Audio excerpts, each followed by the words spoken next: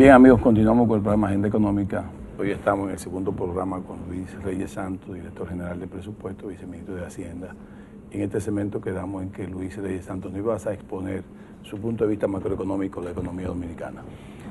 Sobre el planteamiento del embajador Piantini y los cambios que se observan en términos de políticas macro, rompimiento en términos de comportamiento de lo que nosotros aceptábamos y aceptaba el Fondo Monetario Internacional en nuestro tiempo de banqueros centrales. El embajador Piantini, en su condición de vicegobernador del Banco Central y quien les habla, director del Departamento de Programación Monetaria e Investigación Económica. Usted recordará, y recordarán algunos amigos especializados en el tema, periodos en el cual hubo aumento significativo años atrás de los agregados monetarios, la liquidez en la economía, sin que ellos se expresaran en términos inflacionarios, contrario a lo que señalaba la economía. Comenzamos a ver, a descubrir esos aspectos y decíamos, wow, es posible aumentar de manera considerable, y si las expectativas se mantenían ancladas, como nosotros decíamos en ese entonces, podíamos aumentar, sobre todo cuando ese aumento derivaba de incrementos de reservas internacionales, durante periodos razonablemente prolongados, sin que eso tuviera una expresión, un impacto negativo en términos de los precios. Y ahora también comenzamos a observar más recientemente situaciones como esa que usted señalaba, una situación de déficit fiscal razonablemente elevados que no tenían ese impacto en términos inflacionarios. Varias cosas sobre eso. Lo primero es que frecuentemente, en los países donde había un impacto inflacionario, eso se debía a que ese déficit se financiaba total o parcialmente por el Banco Central. Y eso tendía a desestabilizar las expectativas de los agentes económicos. Ese no es el caso de República Dominicana. El caso de República Dominicana, Banco Central que mantiene una política racional, una política apegada al cumplimiento de sus objetivos, se genera una situación de déficit en el resto de la economía que se financia de una manera como nosotros definíamos anteriormente sana y por tanto no afecta las expectativas de los agentes. Los agentes siguen pensando que es una situación transitoria, es la interpretación que yo le doy a la espera de que venga un periodo de corrección. Se produce el periodo de corrección, se mantienen ancladas las expectativas y por tanto eso no tiene presión en términos inflacionarios. Y el otro aspecto que usted señala tiene que ver con el tema el tema que usted refería referente a las tasas de interés y el hecho de que el el gobierno igual podía tener un desequilibrio importante y eso anteriormente se señalaba y en cualquier libro de texto genera un aumento de las tasas de interés en la economía, genera una competencia, un efecto de exclusión del sector privado. El sector privado trata de demandar los recursos líquidos que hay en el sistema financiero, entra en una competencia con el gobierno por esos recursos y eso aumenta las tasas de interés. Pero aquí hay un elemento que posiblemente nosotros no hemos evaluado en los últimos años, en los términos que usted conversaba, y es que la apertura de la cuenta de capital de la economía dominicana, los flujos que provienen del exterior para poder compensar cuando se generan esos desequilibrios en el sector público y entonces permitir que no obstante la situación, por ejemplo, la política que mantenga el Banco Central, el gobierno pueda satisfacer esa demanda de recursos prestables sin influir de manera significativa en las tasas de interés. Eso le da una connotación distinta a la manera como nosotros hacíamos política económica 10 años atrás con relación a cómo se está haciendo política económica actualmente. Por el contrario, cuando el gobierno presiona al alza la tasa de interés, genera flujo en una situación donde las tasas de interés internacionales son sumamente bajas, incrementa los diferenciales de tasa, genera flujo hacia el país, porque ya estamos hablando de una economía inserta en los mercados financieros internacionales, donde hay instituciones financieras de los mercados de capitales que hacen operaciones corrientes en el país y que tratan de sacar provecho de esos diferenciales de tasas que se generan en ese momento. Y entonces eso hace que las tasas de interés no aumenten tanto como en los tiempos cuando nosotros trabajamos los aspectos relativos a la política monetaria.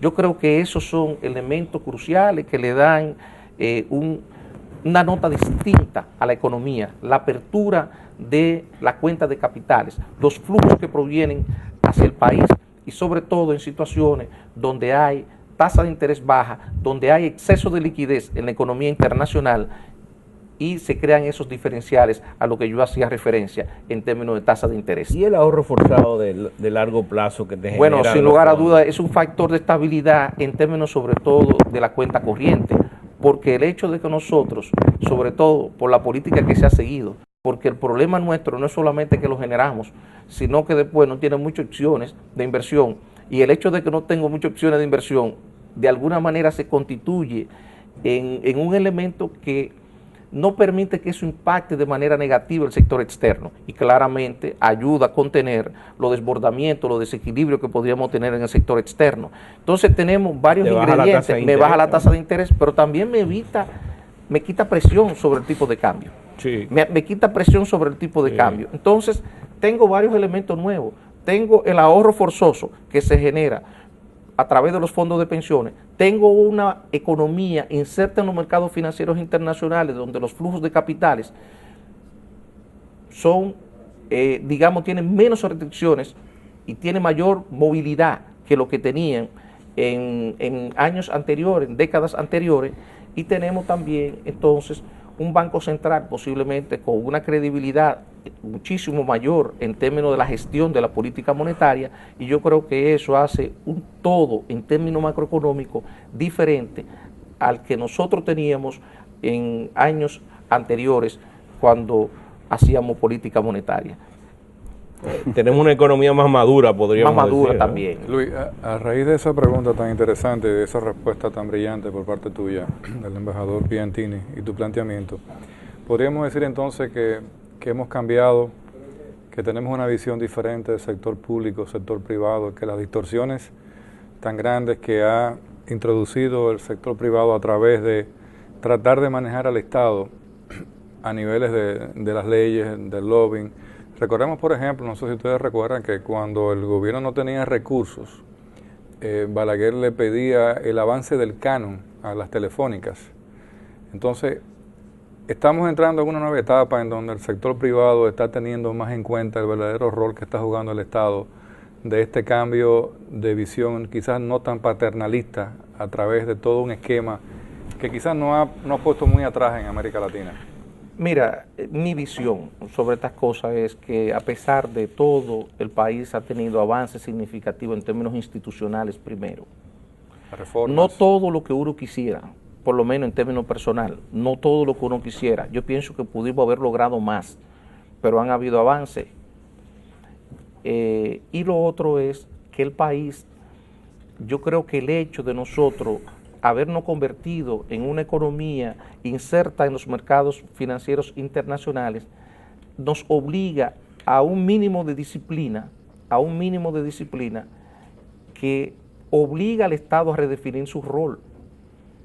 Cuando uno se convierte en un jugador en los mercados de capitales internacionales, aunque sea un jugador pequeñito como nosotros, está obligado A las mismas reglas todos. a una regla de juego que de alguna manera condicionan el papel del Estado. Por ejemplo, ya nadie piensa que el Estado va a colocar un instrumento negociado que no sea a través de un mecanismo de subasta. ¿A quién se le ocurrió? 10 años atrás todos nosotros sabíamos cómo eso ocurría. Sí. Nadie se le ocurre pensar eso. La regla de juego es que el Estado necesita liquidez y va a los mercados internos o externos a través de las reglas establecidas con un instrumento de deuda y lo coloca a la tasa que se trance en ese mercado. Obviamente, esa situación lo lleva a una situación de menor dependencia en los términos que tú planteabas, José Manuel, no solamente del sector privado, de todo. Del Fondo Monetario De Internacional. todo, de todo. Y en la medida en que esa operación es de alguna manera auditada, vigilada por los mercados de capitales, eso le da un comportamiento, obliga al Estado a un comportamiento diferente al que tenía en años anteriores. Ese es uno de los elementos. Otros elementos, yo decía, el desarrollo institucional, porque si nosotros no hubiéramos tenido una ley, una nueva ley de presupuesto y una nueva ley de crédito público y una nueva ley de tesorería, eso no hubiera sido posible. Cuando nosotros hemos entrado en una situación, como ocurría frecuentemente en años anteriores, donde teníamos dificultad para cumplir con las obligaciones de pagos internacionales, a pesar de los eventos, de los episodios de contrañimiento en las cuentas fiscales que hemos tenido. Es una cosa casi del pasado. Incluso se da, pero los agentes no se sienten amenazados de una situación de incumplimiento, por lo menos de incumplimiento que tiene posibilidades amplias de concretizarse a corto plazo. Nunca se ha percibido así en los últimos años. Se ve un Estado que hace una gestión en términos de su cumplimiento de deuda como lo hace cualquier Estado. Cualquier Estado en el nivel de desarrollo en que se encuentra el país, con un nivel de desarrollo similar. Y yo creo que eso ha incorporado elementos nuevos que no existían al análisis macroeconómico y a la relación Estado, sociedad, sector privado que tú planteabas. Bien amigos, vamos al último corte. Yo sé que ustedes quisieran que Luis viniera a un tercer programa, pero es imposible. Nos vemos en el próximo segmento.